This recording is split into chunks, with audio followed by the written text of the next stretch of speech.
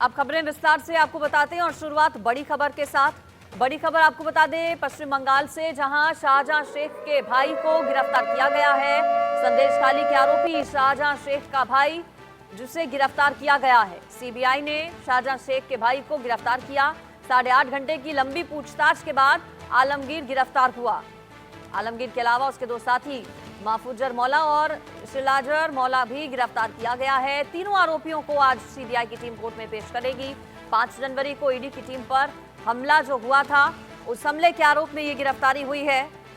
आपको याद दिला दें, इसी साल 5 जनवरी जब ईडी की टीम शेख शाहजहां के ठिकानों पर छापेमारी करने के लिए पहुंची थी, तो उस दौरान ईडी की टीम पर हमला किया गया था शेख शाहजहां के करीबियों की ओर से, और उसमें शेख शाहजहां का भाई आलमगीर भी शामिल था। उसके साथ जो और 2 से 3 लोग थे, जिन्होंने भीड़ को भड़काया था, भीड़ को उकसाया था हमला करने के लिए ईडी की टीम पर।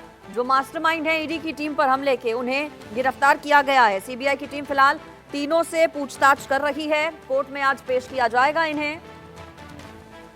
लगातार शेख शाहजहां और उसके करीबियों की मुश्किलें अलग अलग मामलों में बढ़ती जा रही हैं। राशन घोटाले से जुड़ा मामला जिसमें मुश्किलें बढ़ रही हैं शेख शाहजहां की। महिलाओं के साथ संदेश खाली में जो उत्पीड़न हुआ, जो कुछ हुआ, वहां की महिलाएं जो चीख कर कह रही हैं, वो पूरे देश ने सुना और देश भर में गुस्सा और आक्रोश है टीएमसी के नेताओं के खिलाफ, शेख शाहजहां के खिलाफ, उसके करीबियों के खिलाफ। ज्यादा जानकारी इस पर मैं ले लेती हूँ। मेरे साथ कोलकाता से रैनिक दत्ता जुड़ गए हैं, इंडिया न्यूज संवाददाता।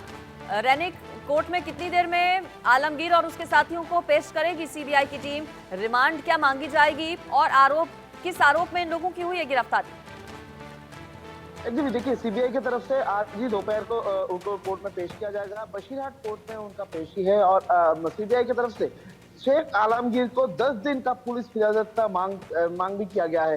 जैसे कि सीबीआई की तरफ से कहा जा रहा है, ये जो शेख आलमगीर शेख शाहजहां के भाई है और शेख शाहजहां की तरफ से 5 जनवरी में एनफोर्समेंट डायरेक्टरेट के ऊपर जिस तरीके से हमला का घटना घटा था, ये पूरा घटना के पीछे ये शेख आलमगीर का मास्टरमाइंड है। और ये शेख आलमगीर को उसी टाइम में, यानी 5 जनवरी को जब एनफोर्समेंट डायरेक्टरेट रेड करने वाले थे शेख शाहजहां के घर में, और उसी टाइम में शेख आलमगीर को फोन किया था शेख शाहजहां, और शेख शाहजहां के साथ शेख आलमगीर का बात होने के बाद ही एनफोर्समेंट डायरेक्टरेट के जो गाड़ी, उनके ऊपर हमला का घटना घटा। और इस बात को लेकर ही सीबीआई जब जांच कर रहे थे, उसी टाइम में शेख शाहजहां को इंट्रोगेशन में नाम आया था शेख आलमगीर का।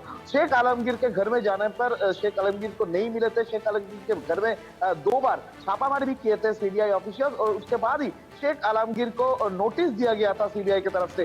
फर्स्ट नोटिस को इनकार कर दिया था ये शेख आलमगीर। उसके बाद ही सेकंड नोटिस मिलते ही वो सीबीआई ऑफिस आए, और सीबीआई ऑफिस में जब उनको इंट्रोगेट किया गया, उन्होंने जो क्वेश्चन का सही तरीके से आंसर नहीं दिया था सीबीआई की तरफ से, ये भी कहा जा रहा है, और इसी वजह से उनको गिरफ्तार किया गया है। और सीबीआई आज कोर्ट में मांग करेंगे कि उनको सीबीआई कस्टडी दिया जाए, और सीबीआई कस्टडी में लेके शेख आलमगीर को वो पूछताछ करना चाहते हैं सीबीआई की किस वजह से एनफोर्समेंट डायरेक्टरेट के ऊपर हमला हुआ था, और ये हमले के पीछे शाहजहां शेख का कोई इंस्पेक्शन था कि नहीं, और 55 दिन जो शेख शाहजहां फरार थे, उसके पीछे शेख आलमगीर का क्या रोल था, किस तरीके से शेख शाहजहां के पास पैसा का सपोर्ट पहुंचाता था, और उसके साथ साथ शेख शाहजहां किधर है।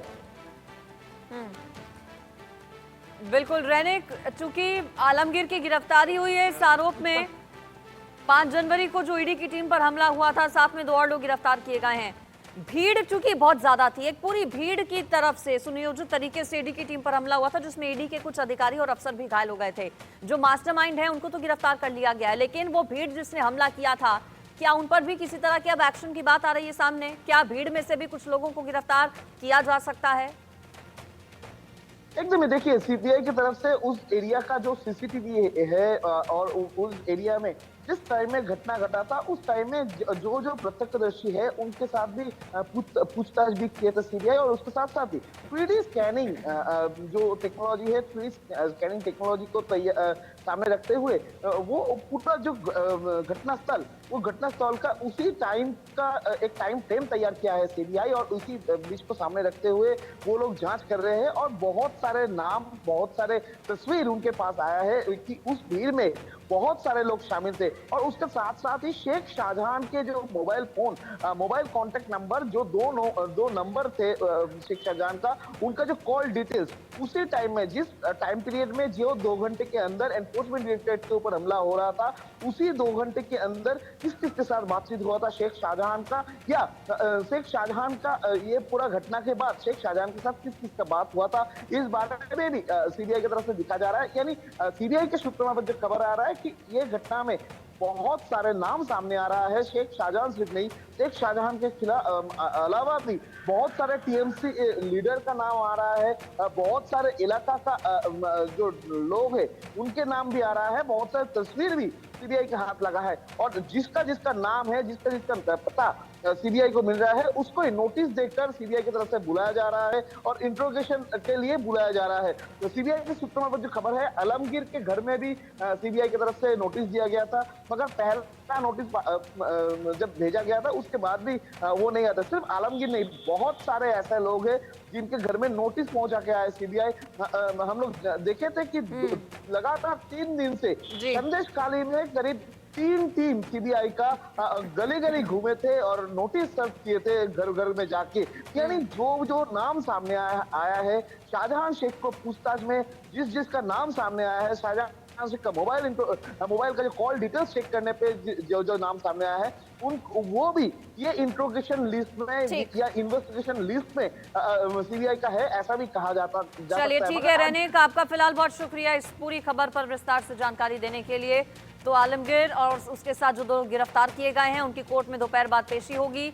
माना जा रहा है कि सीबीआई की टीम की ओर से इन सभी को रिमांड पर लिया जाएगा और फिर आगे पूछताछ की जाएगी।